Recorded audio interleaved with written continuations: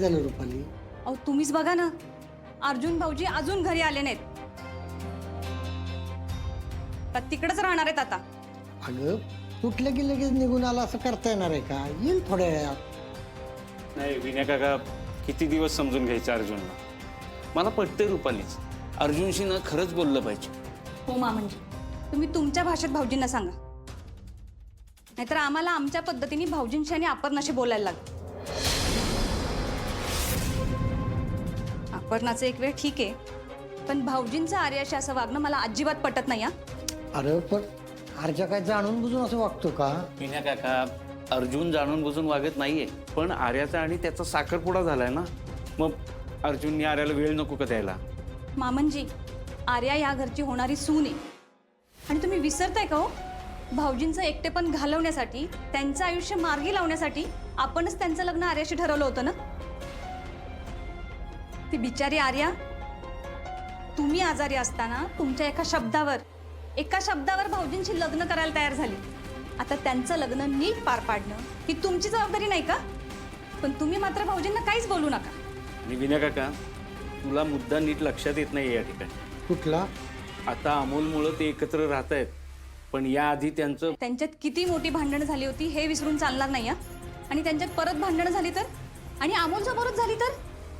नाही नाही, असं काय करणार नाहीत ते. मला तर त्या अपर्णावर ना अजिबात विश्वास नाही. आणि साखरपुडा झाल्यावरच हे सगळं कसं सुरू झालं? त्यांची भांडणं झाली होती ना, ती हे सगळं मुद्दाम करते हे लक्षात येत नाही का हो तुमच्या? का तुमचं तिच्यावरचं प्रेम आड येते अजून? अर्जुन चुकतोय या ठिकाणी विनय काका.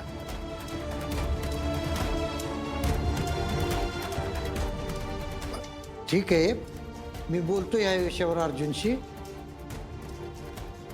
बघूया काय म्हणतोय त्या.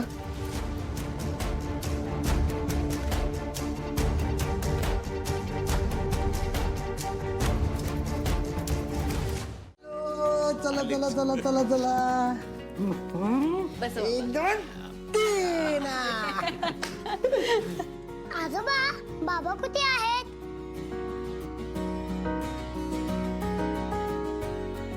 अरे तुझ्या बाबाला ना जरा स्टेशनात काम लागलं थोडं, म्हणून गेला ते.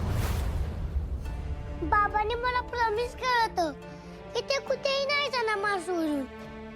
हा, पण अरे त्याला खरंच महत्वाचं काम लागलं ना, ते येईल ना थोड्या वेळात.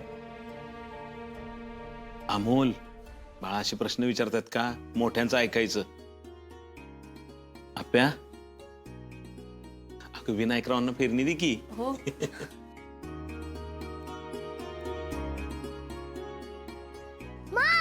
मला कधी देणार? हो देते. हे घ्या. सावकाश हा, गरम आहे. सावकाश. हळू वर पकड. सावकाश.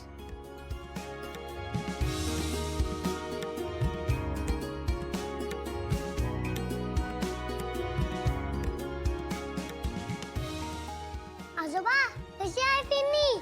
अप्पे, अगं दुनिया इकडची तिकडे झाली ना, तरी तुझ्या हातच्या फिरणीची चव नाही जाणार बघ. लई वर्षांनी फिरणी खाल्ली तुझ्या हातची, एकदम बरं वाटलं बघ.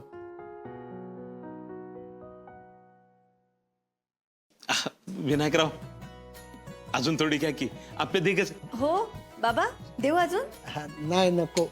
अगं मला जास्त खायचं नाही ना गोड, आणि उगाच आर्याला कळलं तर ते चिडल.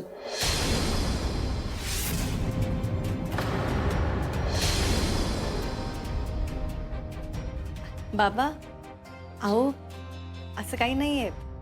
तुम्ही उगाच वाईट नका वाटून घेऊ. तुमचं नातं समजू शकते अहो मी. हा, पर चांगली झाली या फिरणी. आजोबा, तुम्ही बादच्या हातचं जेवण आवडतं, मग तुम्ही इथेच का नाही जेवायला?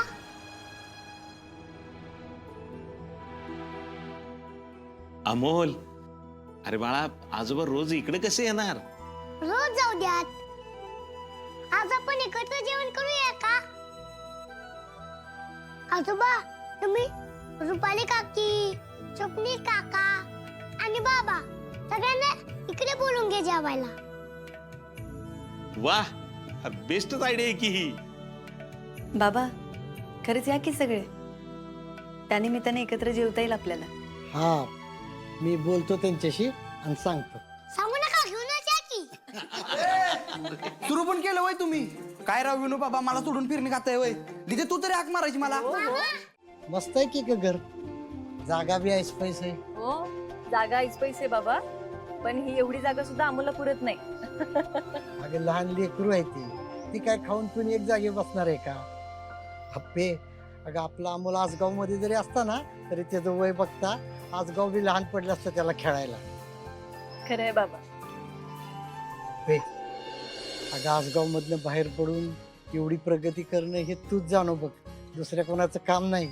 बाबा मी हे एकटीने थोडीच केलंय. म्हणजे काय म्हणायचंय तुला? अहो बाबा म्हणजे मी कलेक्टर झाले, तर हे सगळं मी एकटीने नाही केलंय ना. म्हणजे मी अभ्यास एकटीने केलाय, पण बाकी तुम्ही सगळेजण होतात सोबत म्हणून इथवर येऊन पोहोचले ना.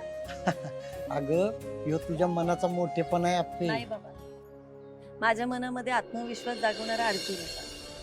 मी खचले तर बापू होते, मला आधार द्यायला तुम्ही होतात. त्यामुळे आज मी जे काही करते त्यात तुमचा सगळ्यांचं महत्वाचं वाटतं. अगं पण तूच कष्ट केलेस ना पोरी. बाबा कष्टाचं यश मिळतं, आपुलकी माणसांमुळे मिळते ना. माणसांशिवाय आपुलकी नाही बाबा, आणि माझ्याकडे तेच नाही. एवढं मोठं घर आहे पण माणसं कुठे आहेत?